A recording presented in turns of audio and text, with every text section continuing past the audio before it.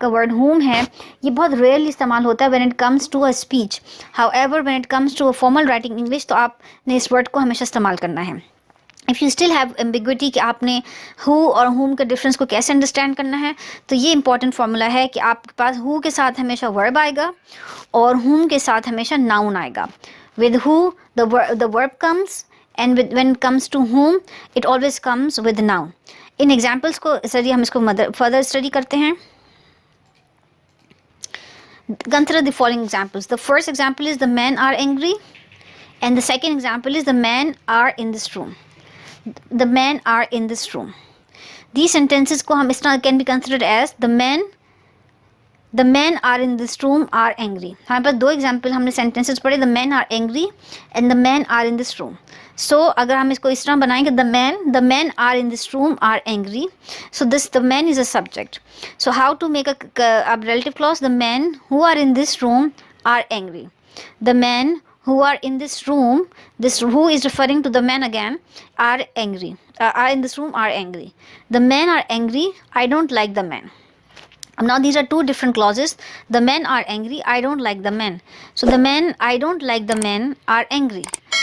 अब आप कह रही हैं the men whom I don't like are angry। So अब आपके पास ये जो men है they are at the complement position। I don't like the men because subject position पे you're talking about yourself, you are talking, so you are at the subject position। but जिस वक्त जिसके बारे में बात हो रही है वो the men है that you don't like which are at the complement position। in that case आप इसको replace करेंगे with the word whom।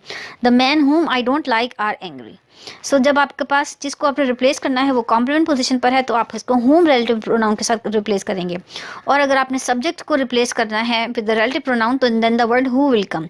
So again the sentence the subject replaced by who and the complement should replaced by the word whom। जो whom है इसके बाद आपको whom को word को आप preposition के बाद भी लिख सकते हैं। at times आपको जो word whom है that can also come after a preposition।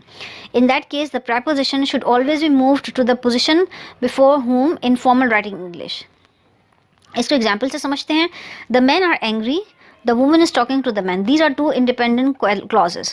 So the woman is talking to the men are angry।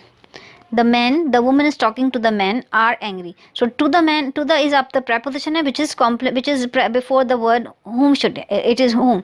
So आप इसको किस तरह से लिखेंगे? the men to whom the woman is talking is angry।